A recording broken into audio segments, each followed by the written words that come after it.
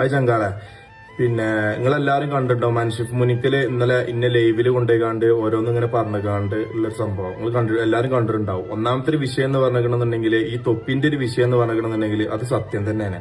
ഈ ചെങ്ങായിക്ക് വെറുതെ റീച്ചിന് വേണ്ടിയിട്ട് ഓൻ ഓരോന്ന് പറഞ്ഞുകാണ്ട് ഇന്റെ പച്ചർച്ച് തിന്നുന്ന ഒരു പരിപാടിയാണ് ഇപ്പോൾ ഓൻ ചെയ്യുന്നത്. പിന്നെന്ന് പറഞ്ഞിട്ടുണ്ടെന്നുണ്ടെങ്കിൽ സീക്രട്ട് ഏജന്റ് ഓൻ എന്ത് പറഞ്ഞാലും സീക്രട്ട് ഏജന്റ് കേൾക്കും. ആ രൂപത്തിലാണ് ഓര് തമ്മിലുള്ള ഫ്രണ്ട്ഷിപ്പ്. അത് എനിക്കിന്നെ ബാധിക്കുന്ന കേസല്ല. സീക്രട്ട് ഏജന്റ് ഇനി എന്ത് വേണമെങ്കിൽ പറഞ്ഞോട്ടെ, എനിക്ക് പ്രശ്നമല്ല. പക്ഷെ തൊപ്പിന്റെ ഈ ഒരു വിഷയം ഞാൻ സത്യസന്ധമായിട്ട് പറയുകയാണെന്നുണ്ടെങ്കിൽ അത് സ്ക്രിപ്റ്റഡ് അല്ല, അത് സത്യസന്ധമായിട്ട് നടന്നൊരു സംഭവമാണ്.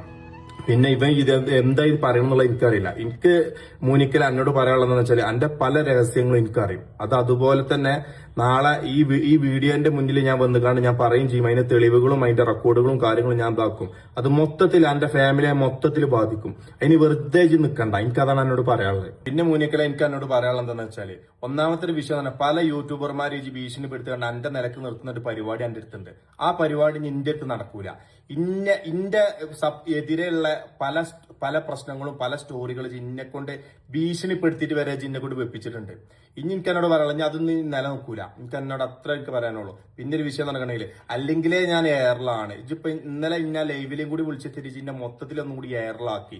എന്തിനു വേണ്ടിയിട്ടാണ് ചങ്ങായി ആയിട്ട് ഞങ്ങൾക്ക് എന്താ കിട്ടേണ്ട മൂനിക്കല്ലേ?